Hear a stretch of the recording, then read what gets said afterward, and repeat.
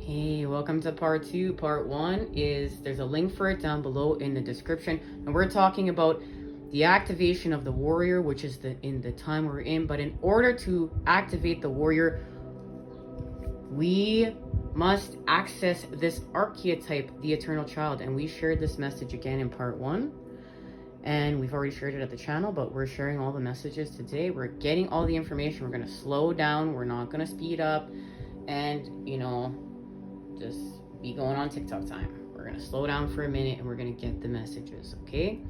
So this, we're accessing this archetype in order to activate the warrior. And we also shared the message of the warrior in part 1. And now this is the activation of all of it. And we received this activation with this message, not the last time we met up, not on Making Love, but on the reading before that, okay? Whatever messages those are. The girl that's sitting in front of the moon, and yeah, the picture there. Anyways, okay, let's get to this. Let's share this message. Now, this was activated with Lionsgate.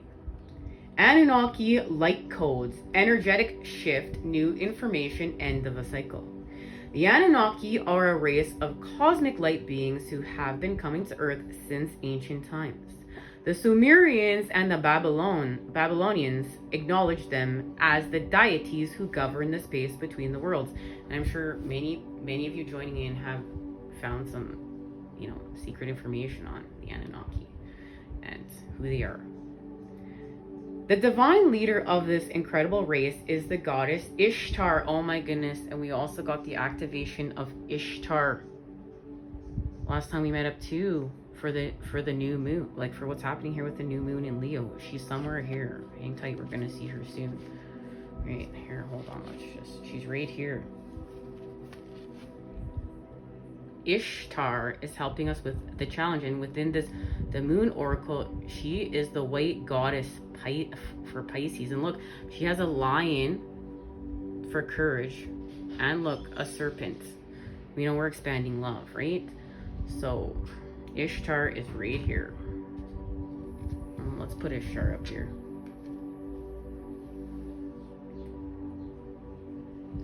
So the Egyptian goddess, the divine leader of this incredible race is the goddess Ishtar, a powerful figure similar to the Egyptian goddess Isis.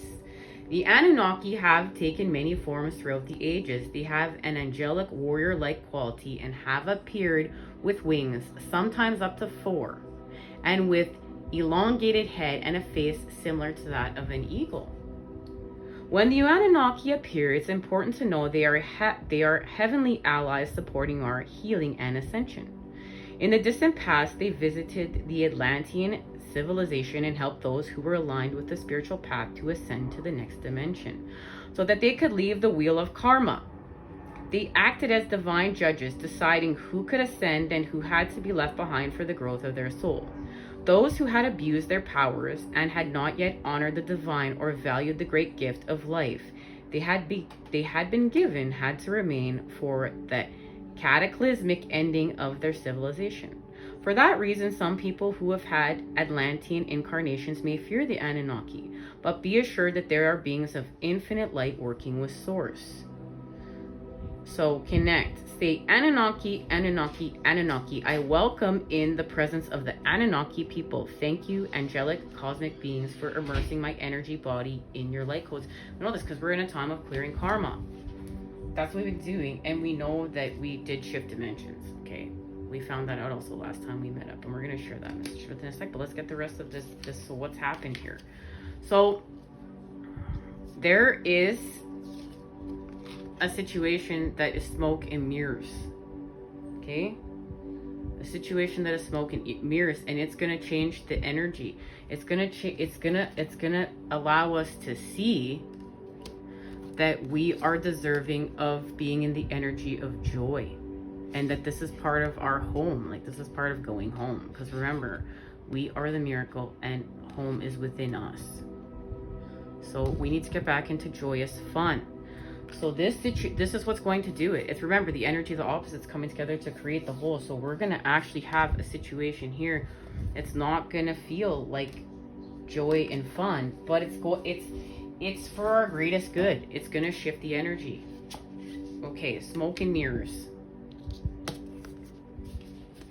Key concepts. Let's just put it like this, guys, and we'll get on in it. Okay.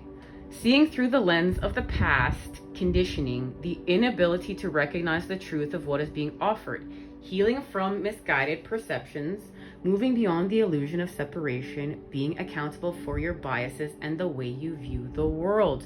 Because remember, we got in patterns of separation from what happened to us from, you know, our birth and beyond, and even past lives, okay?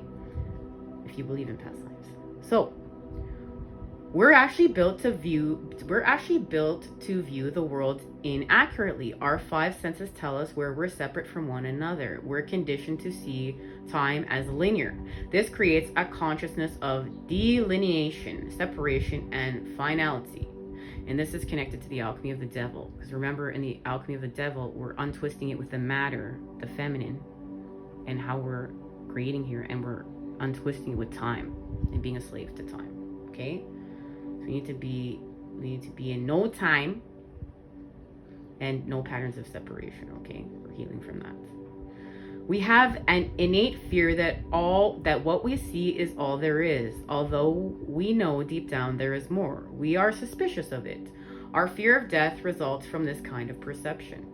The entire world is a construct of smoke and mirrors, and our job is to discover the truth that lies beyond this illusion. Discoveries at the frontiers of science align with what the ancients have known. At the atomic level, we are blinking lights and empty space. Consciousness is fundamental. Time can be bent, and we are eternal.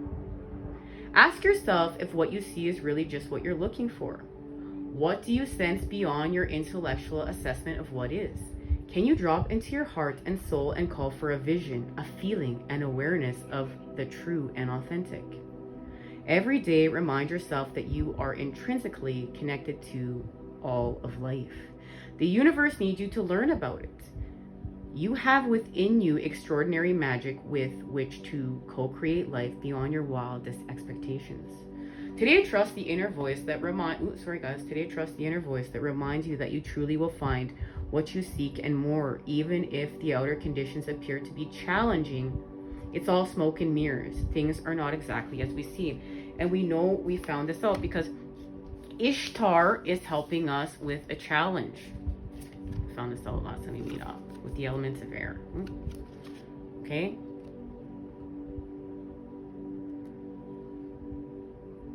And what this challenge just has to do is to expand our consciousness, okay? Remember, we have to be deserving in order to be in the energy of joy. We have to leave the program. It's not we're going to do all this and we're allowed to be in joy. We're going to be in joy to see that that's what's helping us to do all of what we're doing. We need to untwist it. So why is it twisted to begin with, okay? Well, where are we going here? We're going to go this way. It's because of the burden, and this burden is connected to the 10 of Wands, and we will see it, and we talked about this the last time we met up too. It's the burden, the 10 of Wands, because remember, the lovers are exhausted, they're tired. So we need to get back to ordinary life. But we're not getting back to ordinary life because this burden, the burden, is trying to get us to see that we're in lack of, that we don't have what, we don't have what we want. But this isn't true. This has to do with conditioning. It has to do with conditioning that we received through patterns of separation, where we literally got in patterns of separation from a child and beyond. Now into this, where we were separate from love, where we were separate from life, we were separate from everything. But what is happening is we're receiving guidance. Because remember, the child has to turn this wheel.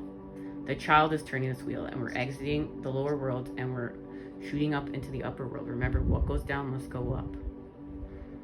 And what this is we're having an experience. We're in a time of experiencing. Remember, that's what a spiritual quest is. Our morality. And when we do this, there's a shift here. So we're going to get an activation on this, because then we go on our adventure. we leave this and we begin our adventure. So remember, we need the archetype of the eternal child, because that's how we're doing the rest of all this stuff, and that's the activation of the warrior here. So we're having tower moments. We're having tower moments so that we can, of course, generate our abundance from within to without. And so we're becoming aware right now. We're in a time of awareness, okay? And look, that inner child is going to come from within to without. And that is our transformation. This is where the warrior happens, right here. But in order to do so, we need to give up control. Okay? And we need to have the courage to leave the program and what we think is our abundance. And we're not doing something to be, we're being something to do. We're being naturally us. We're not doing something to be us. We're just being naturally us. We're untwisting it. So we need to have the courage to get back into the energy of play. Remember, this is about a shift in energy. We need to get back into joyous fun. And this is going to expand our consciousness. We're going to be deserving, so we're going to get in play. And we're going to trust as we play like children. And we're going to stop fighting. Stop fighting. This is the direct message. Stop fighting. If you're still stuck in a karmic situation that you're trying to clear, that's not, you know, the message, a direct message. Stop fighting. Slow down. Remember, the tortoise wins the race. Going with the flow, go with the flow, and this is the activation of the rebel, okay? And we know that we need this activation. Okay, and we're going to go back to this because this is part of this. So we heal from isolation and our sorrows. With understanding, we need to understand that the lovers they're burnt out, okay? That's why we need this archetype to activate this one. So look at what's happening with the minds. Remember, we're having an ending with the elements of air to restore confidence in our magic. And this, remember, that possibilities, we find out in part 1 that the child opens up all the new possibilities. And this is going to allow us to heal from guilt, because guilt is keeping us stuck here. Or we need to expand and heal. So we're going to move past this space and place with what? The activation of innocence, the connection to our 6 of Cups and the eternal child. And this is going to give us a new vision. And this new vision is going to help us to heal from past lives and everything that happened to us in this life and beyond. So we need to tune in to silence. And look, there's so much happening here. So we're going to tune into silence. And what we're going to do is we're going to heal from our projections. We're projecting onto each other and seeing, we're not going to stay fighting. We're going to heal from our projections because we're going to heal from within to without. And this is going to honor a change, and this change is going to put us in a time of completion. We are the world. We are all one. We are connected. And this is getting us back to our existence. Remember, we're not doing to be, we're being to do. We need to get back to our existence. And this was shown with this Stargate, with this, you know, this portal, this Lionsgate portal. And thus is our success. It's okay to exist and be in joy. It's okay to exist and all this stuff, okay? But we need to get back to nothing, okay? And this is where actually our laziness is going to be our celebration, but it's not sloth anymore. It's not sloth. We're not in sloth, okay? And we're letting go of clinging to the past. All right, guys, we're gonna hang on, go to part 2 and get our part 3 and get our activation.